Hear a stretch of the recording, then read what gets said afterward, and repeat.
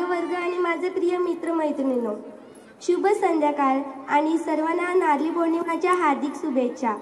आज मी इथे नारळी पौर्णिमा आणि पर्यावरण या विषयावर माझे काही मत मांडण्यासाठी उभी आहे।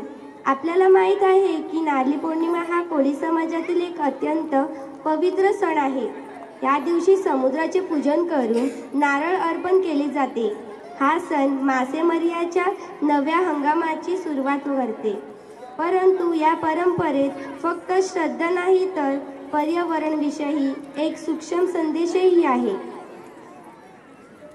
समुद्रपूजन म्हणजे पर्यावरणाची कृतज्ञता। कोळी बांधव समुद्राच्या लाटांवर आपलं संपूर्ण जीवन अवलंबून ठेवतात, म्हणूनच ते समुद्राला देव मानतात।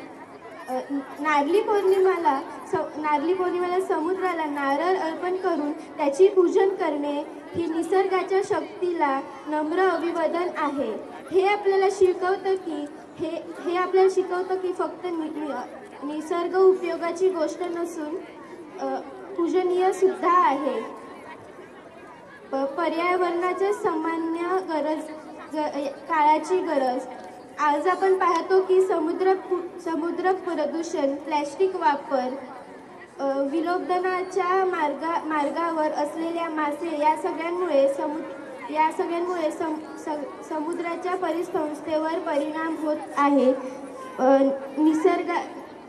नारळी पौर्णिमेचा मूळ संदेश निसर्गाची संवादनी वागा।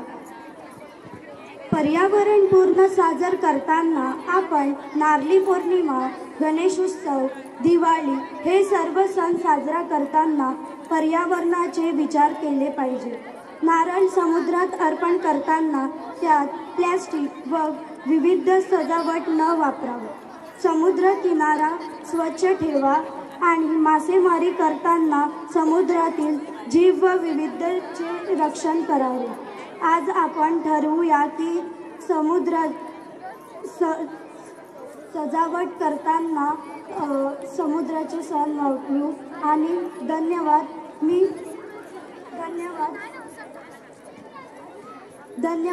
पुन्हा एकदा मी सगळ्यांना नारळी पौर्णिमेच्या शुभेच्छा देते।